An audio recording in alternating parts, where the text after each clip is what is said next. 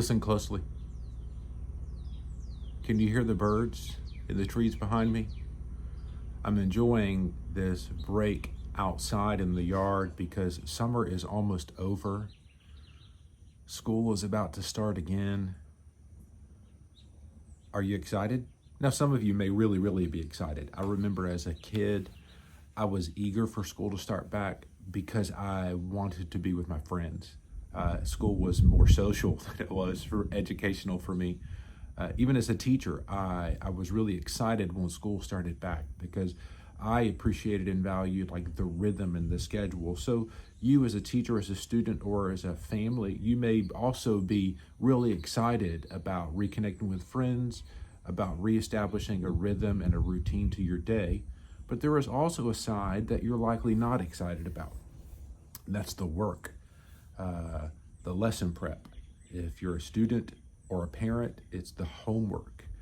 And every time then there is this debate that begins to happen. It may be in your house when kids are saying, why do I have to do all these math problems? Or sometimes it's even between teachers and administrations or one school district to the other, where educational philosophy collides to say, okay, are grades really important? Do we need homework? How much homework should we have? What's an appropriate amount? And varying philosophies on education will lead to different answers to those questions, and they're important.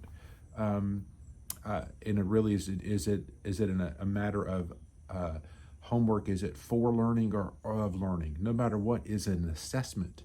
So regardless of your opinion on homework or grades, one thing that all education would agree is that assessment is important.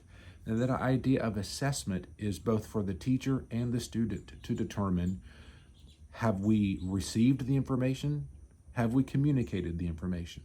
Has the content or the objective of the lesson been achieved and ideally mastered?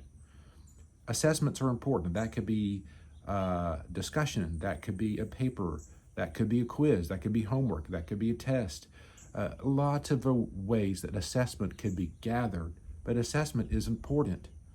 I'll bring that up because the focus of this is not to begin an educational debate, but to use that as a bridge to evaluate what is happening in Exodus chapter 16 and 17, where it seems as though God, in the role of the leader and teacher, is repeating the same lesson 3 different times to the people of Israel.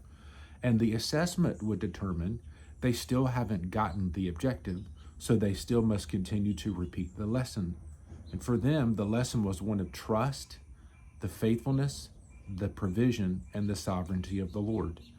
And while we love to tell stories about how left field or wacko the Israelites are, if we're honest, we must confess that we are a lot like them.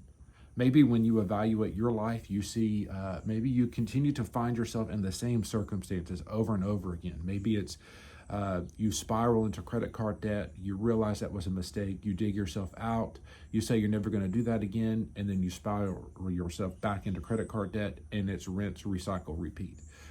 Maybe that same pattern is revealed in your diet and exercise routine. Maybe it is revealed in habits or addictions. On and on and on it may go. But if we're truthful with ourselves and we evaluate or assess ourselves, in each of us, there are lessons that we're continuing to have to learn because we're not quite grasping yet the significance of trusting the Lord and His faithfulness and His provision and His sovereignty.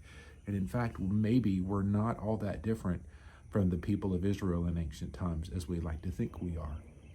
I would encourage you today, if you find yourself in the middle of an assessment, maybe it's in the middle of a cycle, pause and slow down, and rather than just repeating the same behavior that seems to be producing the same results, instead pause and ask the Lord, what is it that you're wanting me to learn today about myself and about you?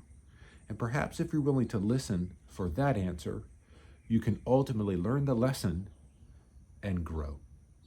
Because all of these trials and tests ultimately are to produce faith and maturity in you, to ultimately trust the Lord in His faithfulness and provision. So, as you live out this day, maybe as you're in a few weeks from now, you're doing homework around the table, you'll be reminded of this important thought from Exodus chapter 16 and 17. Until next time, God bless.